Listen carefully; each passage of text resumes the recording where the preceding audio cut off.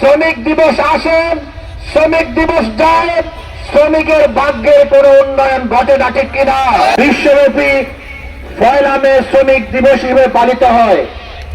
নির্যাতন নিপীড়নের শিকার হওয়া শ্রমিকদের এক প্রতিপাদ্য দিবস হচ্ছে আজকের এই 1 মে।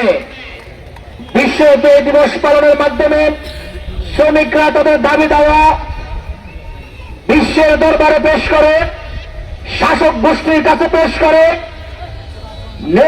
নির্বাচিত সরকার যারা থাকেন, আন্তর্জাতিক লেবার ফেডারেশন সহ সংস্থা সহ সকলের কাছে তারা তাদের দাবি দাওয়া পেশ করেন। আমি আবার ছোটবেলা থেকে দেখে এসেছি, শ্রমিক দিবস পালন হয়, শ্রমিক দিবস আসে, শ্রমিক দিবস যায়, শ্রমিকের ভাগ্যের কোন উন্নয়ন ঘটে না, ঠিক কিনা? আজকে আমাদের শ্রমিকেরা অট্টালিকার মালিক হতে চায় না।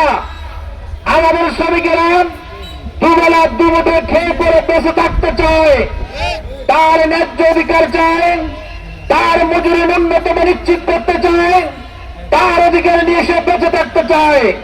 কিন্তু এই শ্রমিকেরা যাদের গ্রামে শ্রমিক মানুষের জন্য অট্টালিকা তৈরি হয়, রাস্তাঘাট ব্রিজ কালভার্ট তৈরি হয়, যেই প্রবাসী শ্রমিকদের মাধ্যমে দেশের রেমিটেন্স আহরণ হয়, আজকে আমরা লক্ষ্য করি এই সকল শ্রমিকরাই সমাজের সবচেয়ে বেশি বঞ্চনার শিকার, ঠিক কিনা?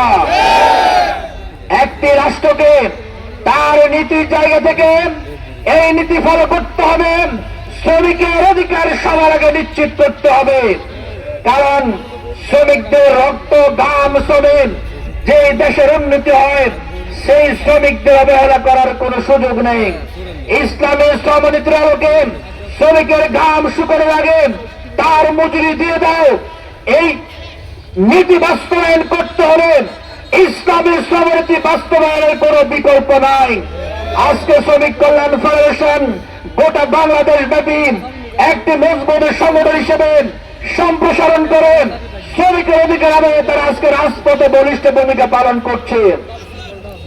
আমরা বিগত সময়ে লক্ষ্য করেছি, যখন যে দল ক্ষমতায় আসে সেই দলের শ্রমিক সংগঠন শোষণ করে, চাঁদাবাজি করে, দখলবাজি করে, শ্রমিকদের অধিকার থেকে তখন তাদের নজর অন্যদিকে সরে যায়।